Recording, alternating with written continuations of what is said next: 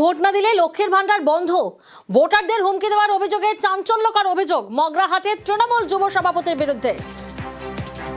মগরাহাট পশ্চিমে সেখানে ভোট প্রচারে হুমকির অভিযোগ সামনে আসছে।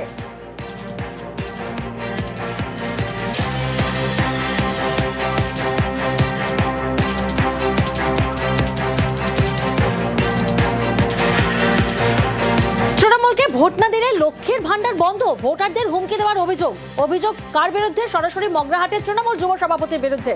সমীর প্রতিনিধি আমাদের সঙ্গে রয়েছেন। সমীর, ঠিক কি হুমকি দিয়েছেন, ঠিক কি ঘটনা? দেখো, কাল যখন একটি কর্মী সভা হচ্ছিল মগরাহাট হাট পশ্চিম বিধানসভার তৃণমূল যুব কংগ্রেসের নেতা, ওনার মুখ দিয়েই যখন শোনা যায় যে আর সে হুমকি দিচ্ছে যে এখানে যারা লক্ষ্মী ভান্ডার আছে, অন্যান্য যে সরকারি প্রকল্প আছে, সেই প্রকল্পগুলো সব বন্ধ হয়ে যাবে এবং যে ওই বুথে যতগুলো ভোটার আছে সেই ভোটটা দিতে হবে এবং সাথে সাথ যেন পেতে পারবে, এরকম একদম প্রকাশ্যে হুমকি দিল। এবং ওখানকার যারা মহিলা আছে তাদেরকে বললো সকাল সকাল ভোট দিয়ে আসবেন এবং যদি না আমাদের কাছে ফোন ট্যাপ করা আছে যে আপনি কোথায় ভোট দিচ্ছেন, কোথায় কি করছেন, যদি ভুল অন্য জায়গায় কোনো ভোট দেন তাহলে কিন্তু আপনার সঙ্গে সঙ্গে প্রকল্প বন্ধ হয়ে যাবে এবং এলাকা ছাড়া হতে হবে, এরকম ভাবেই প্রকাশ্যে হুমকি দিতে শোনা গেল। এবং এর বিরুদ্ধে 2021 সালে বিধানসভা ভোটেও অভিযোগ আছে বলে জানাচ্ছেন ওই এখানকার স্থানীয় যারা বিজেপি কর্মী আছে। এবং বিজেপি আগেও এনার বিরুদ্ধে এহেন হুমকির অভিযোগ রয়েছে। মগরাহাট পশ্চিমে ভোট প্রচারে সেখানে মগরাহাটের তৃণমূল যুব সভাপতি কি হুমকি দিচ্ছেন শোনা যাক।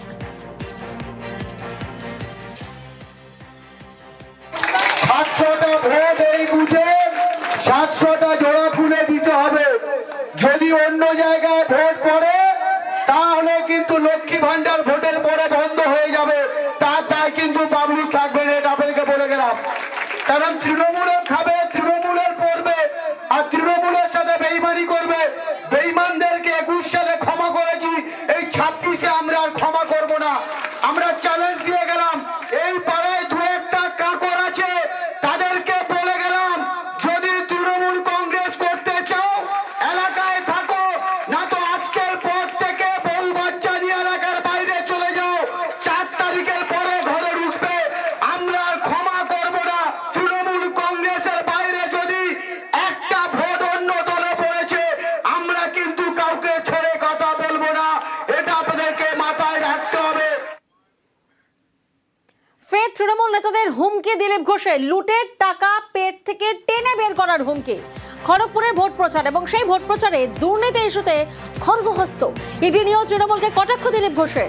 ইডির তলবকে নিষেধ ডাক বলে মন্তব্য করছেন তিনি। তৃণমূল ইডি আতঙ্কে ভুগছে, মন্তব্য দিলীপ ঘোষের। শোনাবো আপনাদের। আজ পর্যন্ত যত সরকারি লুট হয়েছে টাকা, উন্নয়নের টাকা যারা খেয়েছে তাদের পেট থেকে বার করা হবে। টাকা হজম করলেও হবে না, পেটের থেকে টেনে বার করবো। আমরা ছোটবেলায় ভয় পেতাম, রাত্রেলা বেরোতে না, নিশির ডাক চলতো, ভূত প্রেতনি আসে ভয়ে বেরোতাম না। এদের কাছে তাই হচ্ছে এখন ইডির ডাক। চিঠি এলেই বিপি সুগার বেড়ে যাচ্ছে, হসপিটালে ভর্তি হয়ে যাচ্ছে।